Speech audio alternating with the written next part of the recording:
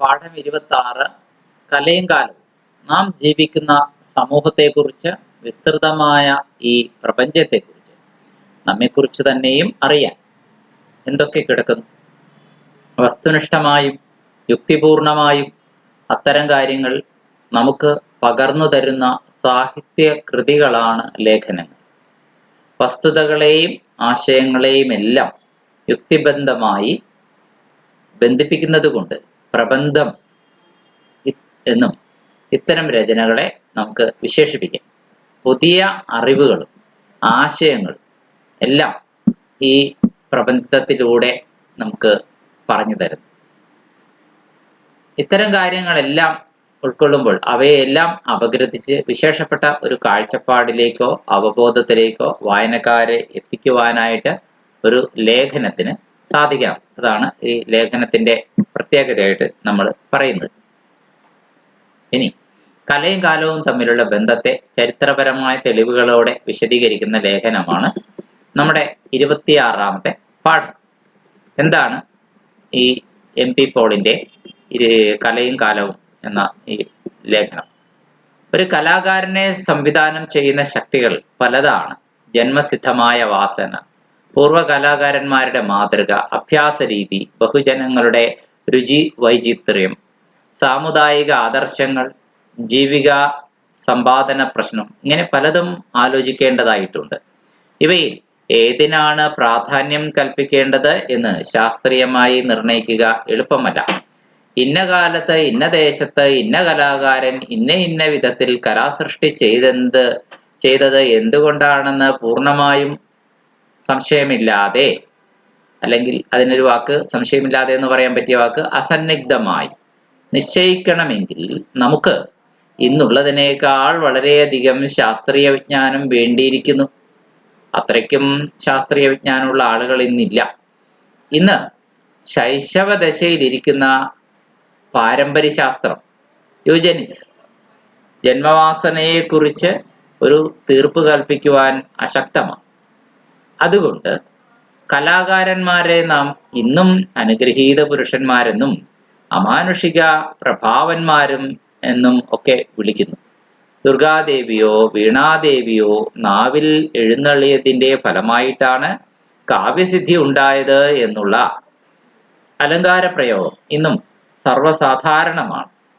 ധൂമകേതുക്കളുടെ ആവിർഭാവം ഗണിതശാസ്ത്രത്തിന് വിധേയമല്ലാതാകുന്ന കാലത്ത്, അതായത് ആകാശത്ത് കോമറ്റുകൾ ഉണ്ടാകുന്ന, അത് മാത്സിന് കണക്ക് കൂട്ടാനൊന്നും പറ്റാത്തൊരു കാലത്ത്, ഹാലിയുടെ ധൂമകേതുവൊക്കെ 76 വർഷത്തിൽ ഒരിക്കലാണല്ലോ ഉണ്ടാവുക. അപ്പോൾ അത് ഇനി അതൊക്കെ കണക്കിലൂടെ, ഗണിതശാസ്ത്രത്തിലൂടെ കണക്ക് കൂട്ടിയിട്ടാണ് നമ്മൾ ഇനി എത്ര കൊല്ലം കഴിഞ്ഞാൽ ഇനി അത് വരിക എന്നൊക്കെ നിശ്ചയിക്കുന്നത്.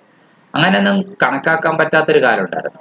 അന്നൊക്കെ ഇതൊക്കെ വെറും യാദൃശ്ചിക സംഭവങ്ങളായിട്ട് വിശ്വസിക്കപ്പെട്ടിരുന്നു എന്നതുപോലെ കലാകാരന്റെ ആവിർഭാവവും ഗവേഷണാതീതമായ ഒരു ആകസ്മിക സംഭവമായി നമ്മൾ ഇന്ന് ഗണിക്കുന്നു, കണക്കാക്കുന്നു. അതിൽ അത്ഭുതമില്ല എന്നാണ് പറയുന്നത്.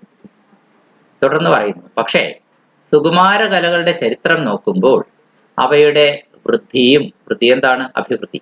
ക്ഷയം എന്താണ്? അതിൻ്റെ അധപതനം കേവലം യാദൃശ്ചികമല്ല എന്ന് വിചാരിക്കുവാൻ വേണ്ടുന്ന ന്യായമുണ്ട്. സാമുദായ ശരീരം സോന്മേഷം പ്രവർത്തിക്കുമ്പോൾ, എന്താണ് സോന്മേഷം പ്രവർത്തിക്കുക? ഉന്മേഷത്തോടുകൂടി പ്രവർത്തിക്കുക. അതായത് സൊസൈറ്റിയുടെ ബോഡി, അതാണല്ലോ സമുദായത്തിന്റെ ശരീരം എന്ന് പറയുന്നത്. അത് വളരെ ഉന്മേഷത്തോടുകൂടി നമ്മുടെ സമുദായം പ്രവർത്തിക്കുമ്പോൾ സമുദായത്തിന്റെ മുഖത്ത് പ്രത്യക്ഷപ്പെടുന്ന ഒരു പ്രസന്ന ഭാവത്തെ വേണമെങ്കിൽ കല എന്ന് വിളിക്കാം. കലാപങ്ങളുടെ കാലത്ത് കലയുണ്ടാകണമെന്ന് നിർബന്ധമില്ല. കാരണം കലാപങ്ങളും യുദ്ധങ്ങളും ഒക്കെ നടക്കുമ്പോൾ കലയും, പട്ടിണിയും പരിവട്ടവും ദാരിദ്ര്യവും ഉള്ളപ്പോൾ കലയും ഒക്കെ ക്ഷീണപ്പെടുന്നത് കാണാറുണ്ട്. അപ്പോൾ സമുദായത്തിന്റെ ശരീരം വളരെ ഉന്മേഷത്തോടും ഉത്സാഹത്തോടും കൂടി പ്രവർത്തിക്കുന്ന ആളുകളിൽ ആ സമുദായത്തിന്റെ മുഖത്ത് പ്രത്യക്ഷപ്പെടുന്ന ഒരു പ്രസന്ന ഭാവമാണ് കല. എന്താണ് കല എന്ന് MP പോൾ തന്റെ ലേഖനത്തിൽ, പ്രബന്ധത്തിൽ പറഞ്ഞിരിക്കുന്നു. നേരെ മറിച്ച് സമുദായത്തിന്റെ ശരീരത്തിന് വേറൊരു വാക്കാണ് ഇവിടെ പ്രയോഗിച്ചിരിക്കുന്നത്, സമുദായ ഗാത്രം. ഗാത്രം എന്താണ്? ശരീരം. ശരീരം എന്നുള്ളതിന് പല വാക്കുകൾ വേറെയും പറയാം, അല്ലെ? ഏതൊക്കെയാണ്? കായം, ഗാത്രം, മേനി ഇതൊക്കെ ശരീരം എന്നുള്ളതിനുള്ള വേറെ വേറെ വാക്കുകളാണ്. അപ്പൊ സമുദായ ഗാത്രം അതായത് സമുദായ ശരീരം, പരിക്ഷീണവും രോഗബാധിതവുമായിരിക്കുന്ന കാലങ്ങളിൽ, അതായത് വളരെ ശുഷ്കവും അല്ലെങ്കിൽ സമൂഹത്തിന് എന്തെങ്കിലും രോഗങ്ങളുള്ളപ്പോഴും ഒക്കെ ഉള്ള കാലങ്ങളിൽ ആ സമൂഹത്തിന്റെ കലാവദനം എന്ന് വെച്ചാൽ കലയുടെ മുഖം, വദനം എന്ന് പറഞ്ഞ മുഖമാണല്ലേ, മ്ലാനവും അസന്തുഷ്ടവുമായി കാണപ്പെടാറുണ്ട്. മ്ലാനം എന്ന് വെച്ച് കഴിഞ്ഞാൽ അർത്ഥം ശോകം തിങ്ങി നിറഞ്ഞത്, സന്തുഷ്ടി ഇല്ലാത്തതിനെയാണ് അസന്തുഷ്ടം. ഇങ്ങനെയൊക്കെ കാണാറുണ്ട്. അപ്പൊ സമൂഹത്തിന്റെ മുഖത്തിന്റെ പ്രസന്നതയാണ് കല. സമൂഹത്തിന്റെ മുഖത്ത് പ്രസന്നതയില്ലാത്ത, യുദ്ധങ്ങളും പട്ടിണിയും പരിവട്ടവും ദാരിദ്ര്യവും പ്രതിസന്ധികളുമുള്ള രോഗങ്ങളും ഒക്കെയുള്ള കാലഘട്ടങ്ങള് കലകള് നശിച്ചു പോകുന്ന കാലഘട്ടങ്ങൾ. ഇങ്ങനെ ഒന്നോ രണ്ടോ തവണ മാത്രമേ കാണുന്നുള്ളൂ എങ്കിൽ ഇത് യാദൃശ്ചികം ആണ് എന്ന് പറയാം. എന്നാൽ കലയും കാലങ്ങളും തമ്മിൽ ഒരു നല്ല ബന്ധമുണ്ട് എന്ന് ചരിത്രത്തിൽ ഒന്നും രണ്ടും അല്ല ഒരുപാട് തവണ ഇങ്ങനെ ശ്രദ്ധിച്ചാൽ നമുക്ക് മനസ്സിലാക്കാൻ പറ്റും. എപ്പോഴൊക്കെ സമൂഹം നല്ല സോന്മേഷം അല്ലെങ്കിൽ ഉന്മേഷത്തോടു കൂടി പോകുന്നുവോ അപ്പോഴൊക്കെ കല നല്ല തളിർത്ത് വളരുന്നത് കാണാം. അപ്പോൾ ഈ കാലഘട്ടത്തില് പടുമുള പോലെ പൊട്ടിമുളച്ചു വരെ വളരുന്ന കലയും ഒക്കെ തമ്മിലൊരു ബന്ധമുണ്ട്.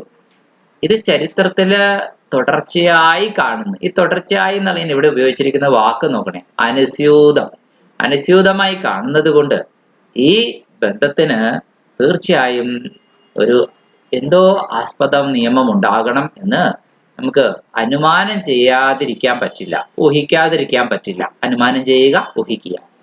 ചില ദൃഷ്ടാന്തങ്ങൾ പരിശോധിക്കാം. ദൃഷ്ടാന്തം, ഉദാഹരണം, എക്സാമ്പിൾ അല്ലെ.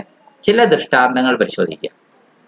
ഒരു ആശയം ഊഹിച്ചങ്ങനെ പറയുമ്പോ അത് വെറുതെ പറഞ്ഞങ്ങ് പോകാൻ പറ്റില്ലല്ലോ പ്രബന്ധകാരന്.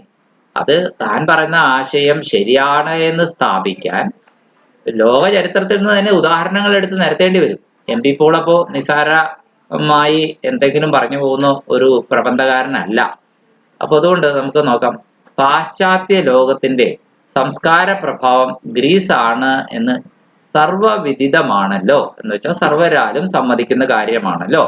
അതായത് ഈ പടിഞ്ഞാറൻ ലോകം അതിന് ഒരു നല്ല കൾച്ചർ, സംസ്കാരം രൂപപ്പെട്ടതും ശാസ്ത്രം വളർന്നതും എല്ലാം ഗ്രീക്ക് രാജ്യത്തിൽ നിന്നുള്ള അറിവിന് സ്വീകരിച്ചിട്ടാണ് എന്ന് എല്ലാവർക്കും അറിയാവുന്ന കാര്യമാണ്.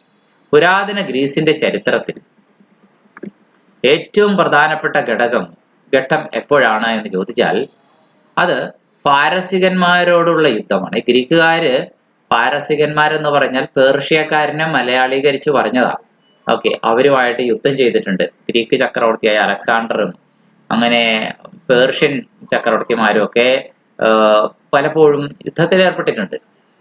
പേർഷ്യൻ ചക്രവർത്തി സെർസസ്, ദാരിയസ് ഇതൊക്കെ പേർഷ്യൻ ചക്രവർത്തിമാരാണ്. അപ്പൊ ഗ്രീക്കുകാരും പേർഷ്യക്കാരും തമ്മിലുള്ള യുദ്ധം വലിയ വലിയ സംഭവമാണ്. ആ യുദ്ധത്തിൽ തോറ്റത് പേർഷ്യക്കാരാണ്.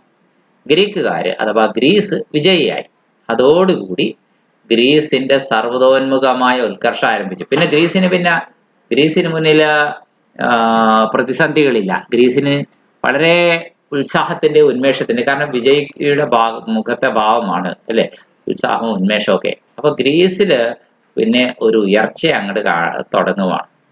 ഉത്കർഷം എന്ന് പറഞ്ഞാൽ വെറുതെ പറഞ്ഞാൽ മതിയോ? ഇത്ര ചുരുങ്ങിയ കാലത്തിനുള്ളിൽ ഇത്ര ചെറിയ ഒരു രാജ്യം, ഗ്രീസ് എന്ന് പറഞ്ഞാൽ ഒരുപാട് വലിയ രാജ്യമൊന്നുമല്ല, വളരെ ചെറിയ രാജ്യം. ഇത്ര ചുരുങ്ങിയ കാലത്തിനുള്ളിൽ ഇത്ര ചെറിയൊരു രാജ്യം ഇത്രമാത്രം ഔന്നത്യം പ്രാപിച്ചതായി ചരിത്രത്തിൽ വേറെ എവിടെയെങ്കിലും ദൃഷ്ടാന്തമില്ല. എന്താണ് ദൃഷ്ടാന്തം? ഉദാഹരണം, മാതൃക ഇല്ല. ചരിത്രത്തിൽ എവിടെ പരിധി നോക്കിയാലും ചരിത്ര പുസ്തകത്തിന്റെ ഒരു താളിലും ഒരു ചെറിയ രാജ്യം ഒരു ചുരുങ്ങിയ കാലഘട്ടത്തിനുള്ളിൽ ഇങ്ങനെ അങ്ങോട്ട് സാംസ്കാരികമായി അല്ലെങ്കിൽ കലാപരമായി അല്ലെങ്കിൽ ലോകത്തിന്റെ ആധിപത്യത്തിന്റെ കാര്യത്തിൽ ഒക്കെ മികച്ചു വന്ന ചരിത്രം വേറെ എവിടെയില്ല. പെരിക്ലീസിന്റെ സംരക്ഷണയിൽ ആഥൻസ് നഗരം ജനാധിപത്യത്തിന്റെയും ചിന്തയുടെയും സംസ്കാരത്തിന്റെയും റാണിയായി പരിലസിച്ചു. ഒരു ഗ്രീസിലെ ഒരു നഗരത്തിന്റെ പേരാണ് ആഥൻസ്. സ്പാർട്ട മറ്റൊരു നഗരത്തിന്റെ പേരാണ്. അങ്ങനെ ഗ്രീസിന്റെ ഭരണം ഓരോ സെപ്പറേറ്റ് നഗരരാഷ്ട്രങ്ങളായിട്ടാണ് നടന്നു പോന്നിരുന്നത്. അങ്ങനെ ഗ്രീസിന്റെ റാണിയായിട്ട് ആഥൻസ് പെരിക്ലിസിന്റെ സംരക്ഷണയിൽ വളരുന്ന കാലം വെറും ആട്ടവും പാട്ടുമായി കഴിഞ്ഞിരുന്ന ആ ഗ്രീക്ക് നാടകം നോക്കൂ. ഗ്രീക്ക് നാടകം എന്ന് ഇവിടെ എങ്ങനെയാ പറഞ്ഞിരിക്കുന്നത്? യവന നാടകം. അപ്പൊ യവനന്മാരാരാണ്? ഗ്രീക്കുകാർ. അപ്പൊ യവന നാടകം എന്ന് പറഞ്ഞാൽ ഗ്രീക്ക് നാടകമാണെന്ന് മനസ്സിലാക്കണം നമ്മൾ. ഈസ്കിലസ്, സൊഫോക്ലിസ്, യൂറിപ്പിഡസ് എന്നിവരുടെ വിദഗ്ധ നേതൃത്വത്തിൽ, അതായത് ഗ്രീക്കുകാരായ നാടകകൃത്തുക്കളുടെ പേരുകളാണ് കേട്ടോ. ഡ്രാമറ്റിസ്റ്റ് എന്ന് ഇംഗ്ലീഷിൽ പറയാം നാടകകൃത്തിന്. ഈ ഗ്രീക്കുകാരായിട്ടുള്ള ഡ്രാമറ്റിസ്റ്റുകളുടെ പേരുകളാണ് ഈസ്കിലസ്, സൊഫോക്ലിസ്, യൂറിപ്പിഡസ് എന്നിവരുടെ വിദഗ്ധ നേതൃത്വത്തിൽ ലോകോത്തരമായ ഒരു കലയായി തീർന്നു. ഇനി അപ്പൊ ഗ്രീക്ക് നാടക വേദിയെ കുറിച്ചുള്ള ചർച്ചയിലേക്ക് കടന്നു. അപ്പോ എന്താ നമ്മൾ പറഞ്ഞു വന്ന പ്രധാന ആശയം മനസ്സിൽ നിന്ന് മറക്കല്ലേ. എന്താണ് നമ്മൾ പറഞ്ഞു വന്ന പ്രധാന ആശയം? പ്രധാന ആശയം ഇത്രമാത്രമാണ്: ഒരു നാട് അത് ഉന്മേഷത്തോടെ പോകുമ്പോൾ അവിടെ കലകള് അങ്ങനെ അഭിവൃദ്ധി പ്രാപിക്കും. ഗ്രീസുകാരും പേർഷ്യക്കാരും തമ്മിലുള്ള യുദ്ധത്തിനൊടുവിൽ പേർഷ്യക്കാർ തോൽക്കുകയും ഗ്രീക്കുകാർ ജയിക്കുകയും ചെയ്തു. പിന്നെ ഗ്രീക്കുകാർക്ക് മുൻപിൽ അവരോട് യുദ്ധം ചെയ്യാനും പടവെട്ടാനും പ്രതിസന്ധികളും ഒന്നും ഇല്ലാതിരുന്ന, മറ്റു രോഗങ്ങളോ പകർച്ചവ്യാധികളോ ഒന്നും ഇല്ലാതിരുന്ന ഗ്രീക്കുകാരുടെ ഒരു നല്ല കാലത്ത് അവിടെ കലകൾ വളർന്നു. അങ്ങനെ സമൂഹത്തിന്റെ മുഖം പ്രസന്നമായിരിക്കുമ്പോൾ ആ മുഖത്തിന്റെ പ്രസന്നതയാണ് കല എന്ന ആ വാദം മുന്നോട്ട് വയ്ക്കുകയാണ് നമ്മുടെ പ്രബന്ധകർത്താവായിട്ടുള്ള എം പി പോൾ.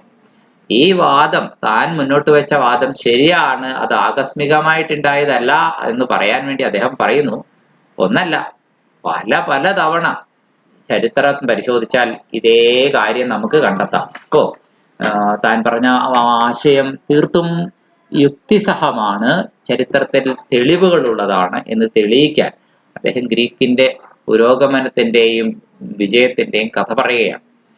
ഇങ്ങനെ ഗ്രീക്ക് നാടക കല വളർന്ന കാര്യം പറയുന്നു. ഫിഡിയാസിന്റെ പ്രതിമാശില്പത്തെ അതിശയിപ്പിക്കുന്ന യാതൊരു ശില്പവും ഇന്ന് വരെ ലോകത്തിൽ ഉണ്ടായിട്ടില്ല.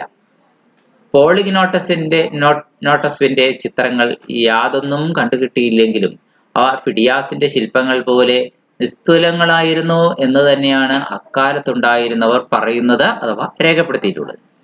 ചിന്താലോകത്തിലും അഭൂതപൂർവമായ ഉണർവ് ഉണ്ടായിരുന്നു എന്ന് ഉള്ളതിന് സോക്രട്ടീസ്, പ്ലേറ്റോ, അരിസ്റ്റോട്ടിൽ എന്നീ പേരുകൾ പറഞ്ഞാൽ മതി. മറ്റു തെളിവുകളൊന്നും ആവശ്യമില്ല. ഈ കലാകാരന്മാരും ചിന്തകന്മാരും അന്നത്തെ ജീവിതത്തിൽ മനസ്സുകൊണ്ടും വാക്കുകൊണ്ടും പ്രവൃത്തി കൊണ്ടും പങ്കെടുത്ത് അതിൻ്റെ സാംസ്കാരികമായ മൂല്യത്തെ സ്വന്തം കൃതികളിൽ എന്ന് ഇവിടെ എങ്ങനെയാ പറഞ്ഞിരിക്കുന്നത്? സ്വകൃതികളിൽ ശാശ്വതീകമായി പ്രതിഷ്ഠിച്ചു. അവർ അന്നത്തെ സമുദായത്തോട് ബന്ധമില്ലാത്ത ഒരു ദന്തഗോപുരത്തിലല്ല ജീവിച്ചത്. ദന്തഗോപുരം അല്ല, ദന്തം പല്ലാണ്, ഗോപുരം നമുക്കറിയാം പല്ല്. ആനക്കൊമ്പിനെയാണ് ഈ ആനക്കൊമ്പ് കൊണ്ടുണ്ടാക്കിയ ഗോപുരത്തിൽ, അതായത് വിലപിടിപ്പുള്ള ഗോപുരത്തിലൊന്നുമല്ല അവർ ജീവിച്ചിരുന്നത്. ഈസ്കിലസ് ഒരു സേനാനായകനായിരുന്നു.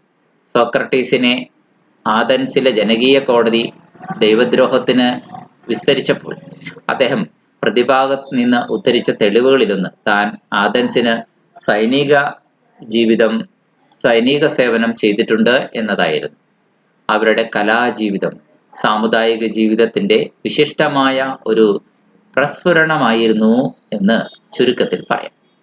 ഇനി അതിനുശേഷം ഗ്രീസിന് 2000-ലധികം വർഷങ്ങളുടെ ചരിത്രം പിന്നെയും പറയാനുണ്ട്. പക്ഷേ ഗ്രീസ് രാഷ്ട്രീയമായും സാമ്പത്തികമായും സാംസ്കാരികമായും അധപ്പതിച്ച കാലത്തിന്റെ ചരിത്രമാണ് പിന്നീടങ്ങ്.